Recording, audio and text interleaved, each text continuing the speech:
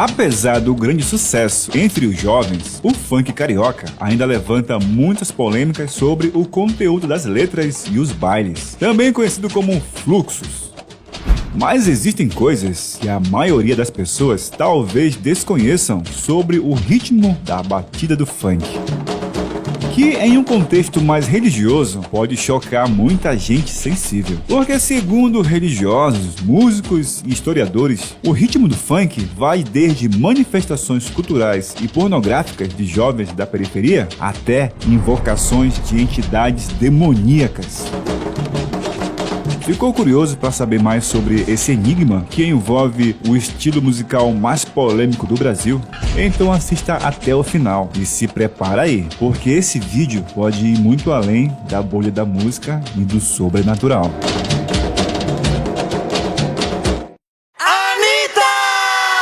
Em 2021, o Grammy Latino reconheceu o funk carioca como uma categoria de música. E com isso, o estilo vem ganhando ainda mais as paradas de sucesso. E traz junto um subgênero chamado funk proibidão, com letras pesadas que exaltam o tráfico e o sexo explícito. E que inclusive vem fazendo com que muitas crianças surfem nessa onda desenfreada do estilo. Mas será que todo esse sucesso e notoriedade que o funk carioca vem alcançando pode ter algo mais obscuro por trás? Em um podcast, o baterista cristão Alexandre Aposan, que também é coordenador da EMIT, uma das maiores escolas de música e tecnologia do Brasil, falou sobre seus estudos das origens dos ritmos e fez vários comentários sobre a correlação da batida do funk carioca e algumas células rítmicas africanas. Uma célula rítmica é uma ideia primordial de um ritmo ou base rítmica. E segundo o Aposan, algumas dessas células rítmicas invocam espíritos, entidades. Eu estudei a origem das batidas. E a galera tá fazendo uma par de coisa aqui em cima do púlpito que não é pra fazer, mano.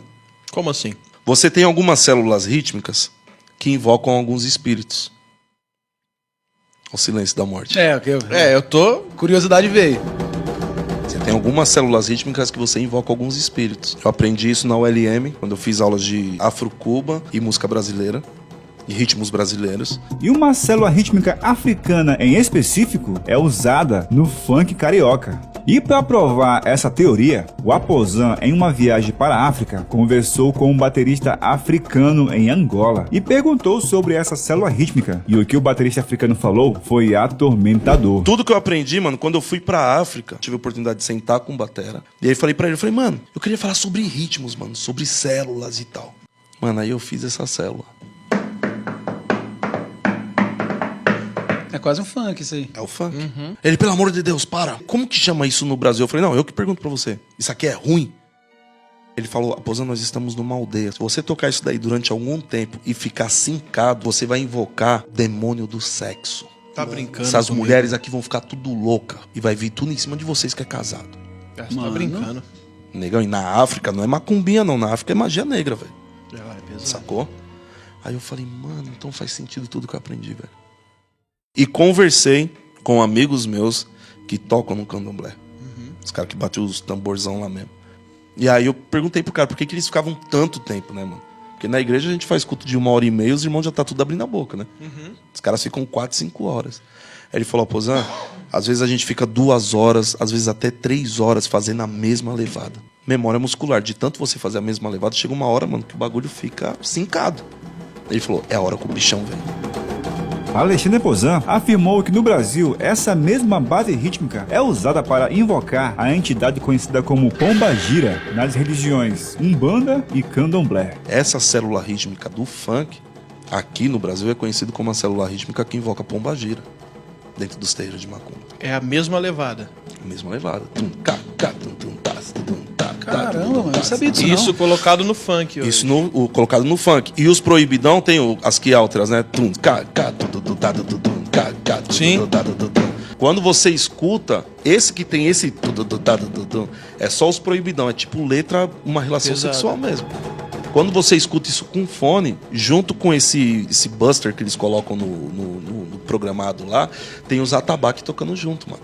Eu tive que ouvir isso pra pesquisar. Depois vocês pegam uns MC da vida aí e escutam. E aí eu falei pro cara assim, mano, então faz sentido. Ele falou, o quê? Eu falei, no Brasil tá muito forte esse lance do funk. Ele frisou que para as entidades serem atraídas pela célula rítmica, os toques ou batidas têm que ficar sincadas, quantizadas, ou seja, tem que ser tocada em perfeita sincronia. Para isso, os percussionistas do candomblé precisam ficar tocando por horas até encontrarem a sincronia ideal da entidade. E que esse grid já está presente no batidão do funk, e que isso faz todo sentido para o grande sucesso do funk. Eu falei pra ele assim, faz muito sentido, porque eu conversei com um amigo meu e ele falou que eles têm que ficar tocando durante horas até sincar. Quando sinca, o bichão vem. Que é o bagulho perfeito. Aí eu pergunto pra vocês, Claudinho Bochecha tinha banda. Me mostra um MC que tem banda, com baterista ali tocando. É só picape, mano. Ninguém aguenta escutar uma música 2 horas. Que já é sincado desde o início. Já tá no grid, Já tá, já. desde o início. Aí você entende o porquê as letras são tão baixas, o porquê a dança e as meninas rebolando tem uma relação, basicamente, porque é um bagulho que invoca isso. A maioria dos caras que estão nesse fluxo de funk aí, os caras vão no centro, os caras vão pegar a bênção do pai de santo lá, mano, primeiro, vão receber uns guia lá, e aí vão pra estrada. A gente vai pra estrada, não vai falar com o pastor primeiro? Pastor, ora pela banda aí, vamos ungir os meninos e tal. Os caras também fazem isso, mano. Só que é lá com o Ogando, não sei do que lá. Só que a gente tem o intuito do quê? De salvar vidas, não é isso? Como que pra gente funciona salvar vidas e pros caras não funciona invocar o demônio e ter um monte de aborto aí? Porque é o que acontece no funk. Tem fluxo, mano, que as minas vão sem roupa íntima por baixo e tá rolando funk e tá acontecendo de verdade, bicho. É uma podridão. Agora, a grande pergunta é que não quer calar. Será que tudo isso realmente é verdade? Esse contexto religioso é real? Vamos pesquisar outras fontes para saber mais um pouco sobre a origem dos ritmos do funk e se realmente tem alguma relação com as religiões Umbanda e Candomblé. E se você chegou até aqui, não esquece de deixar aquele like, que é agora que as coisas vão ficar um pouco mais estranhas. O escritor, compositor e historiador Luiz Antônio Simas, mestre em História Social pela Universidade Federal do Rio de Janeiro, escreveu em seu livro Almanaque Brasilidades e também já falou em palestras sobre as origens afro-brasileiras do funk carioca. Ele afirma que sim, que o funk carioca tem muitas coisas em comum com a macumba brasileira. Simas conta que, tirando toda a referência da Black Music e do Miami Bass do som negro americano, que o funk carioca bebeu nos anos 80 e 90, o funk mais atual é predominantemente percussivo, e uma das batidas mais famosas é o tamborzão.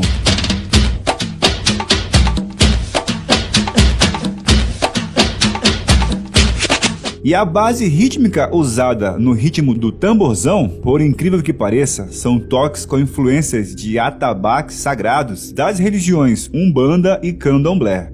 Essa base rítmica do tamborzão, tocado no funk, é conhecido como toque de maculelê, que na verdade é uma dança folclórica da Bahia, da cultura afro-indígena brasileira.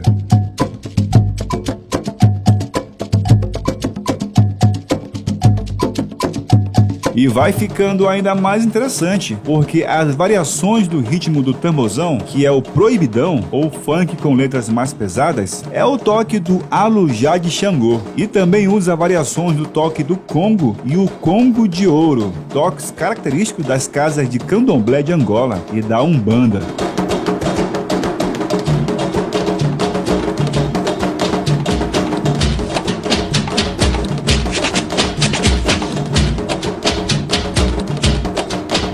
Todos esses toques estão entrelaçados no caldeirão rítmico sonoro do tamborzão funkeiro. Mas também tem um vídeo rolando na internet do DJ Luciano e do DJ Cabide em 1999 e, segundo eles foram os responsáveis por criarem o famoso ritmo do tamborzão. E o contexto da história é completamente outro. O lance do tamborzão começou porque, na época que a gente tocava, né, Cabidão? Usava-se muito o atabaque. Uma batida feita de conga, tipo conga, né? E o pessoal associava muito ao ritmo que era o funk da época, que era o Volt Mix. Então o que aconteceu? Naturalmente, a gente, como todo produtor sabe, sempre tem uma necessidade de melhorar, de expandir, de criar sons novos. Então o que acontece? A R8 foi a responsável por isso tudo aí, né, Cabelo? Justamente numa R8 dessa aí que foi criado o tamborzão. Acredite se quiser. Então o que aconteceu? Na época, quando eu criei o tamborzão, foi até engraçado porque foi de madrugada, ia ser por volta de 2 horas da manhã, e bateu uma inspiração louca assim, né, por causa do funk lata, porque o funk lata sempre teve um som pesadão, né, e eu lembro que começou muito a criar montagens com sons ao vivo, tirado assim do público, né, dos bailes e tal, colocava o microfone e gravava os sons ao vivo. Então eu falei, poxa, por que a gente não tenta fazer uma batida tipo meio que ao vivão também, pra crescer, né, pra dar mais sustentação ao som. Foi quando a gente começou a buscar elementos assim da bateria eletrônica, começamos a juntar aquela imundícia toda ali pra ver se dava certo. Aí foi até engraçado que depois que eu concluí, que eu fechei a tampa, eu olhei pra ela assim, desliguei e falei, isso tá uma porcaria. Ficou uma semana encostada ali a bateria, até que um belo dia eu tinha uma dupla de MCs que inclusive moram lá perto da minha casa até hoje. Aí, pô, Luciano e tal, tô a fim de produzir um rap, aí eu inseri, foi a primeira aparição do tamborzão, foi no rap do Tito Xandão. Tá registrado em CD, tem o CD O Lugarina Apresenta os Melhores da Zona Oeste. Foi gravado em 98. Inclusive é bem interessante falar isso, no lance da data também, porque a gente faz até uma aposta, né, cara? Tenta achar algum CD que tenha a primeira aparição gravada, não vai ter. E foi realmente a primeira música gravada. Aí depois, meu parceiro Cabidão Bolado Inspirado fez a montagem da gota, né?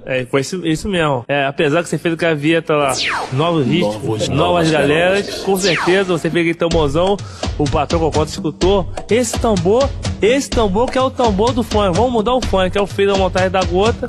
As séries de equipes de som começaram a copiar. O tambor já é o tambor da Zona Oeste. O Luciano criou. Aí eu usei aquilo. Aí o pessoal começou a perguntar, de onde é aquele tamborzão? Pô, aquele tamborzão é o tamborzão da Zona Oeste, feito por Luciano. Aí foi o ritmo do funk. Todo mundo começou a copiar, botar nas músicas. E a evolução começou a evoluir, até chegar nesse tamborzão de hoje. Porque o que aconteceu foi o seguinte, todo mundo gostou do som do tamborzão. E naturalmente começou a pedir, né? Foi passando para um, para outro, até que veio o Festival de Galeras, lá do Coroado, lá da Cidade de Deus. Foi justamente onde batizaram a batida, no caso, né? De tamborzão, que não tinha nome ainda. Vários MCs saíram de lá daquele festival e batizaram o tamborzão.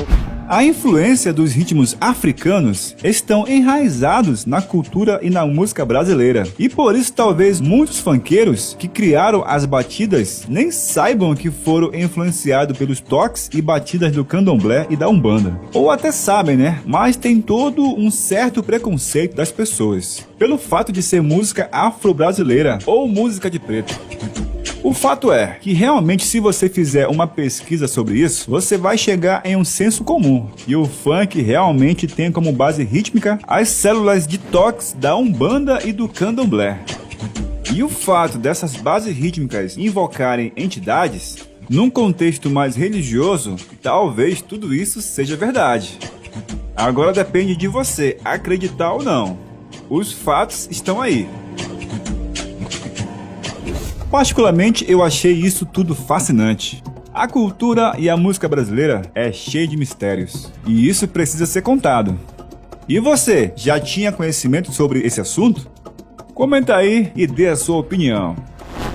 E falando em Aposan, neste mesmo podcast, ele fez revelações surpreendentes sobre o cantor gospel Thales Roberto. E a gente fez um vídeo muito especial aqui sobre isso. Dá uma olhadinha nesse vídeo aqui. Olha o que ele falou sobre os 7 anos que o Thales Roberto supostamente sacrificou por causa de uma profecia que ele recebeu de Deus. Mano, olha isso aqui.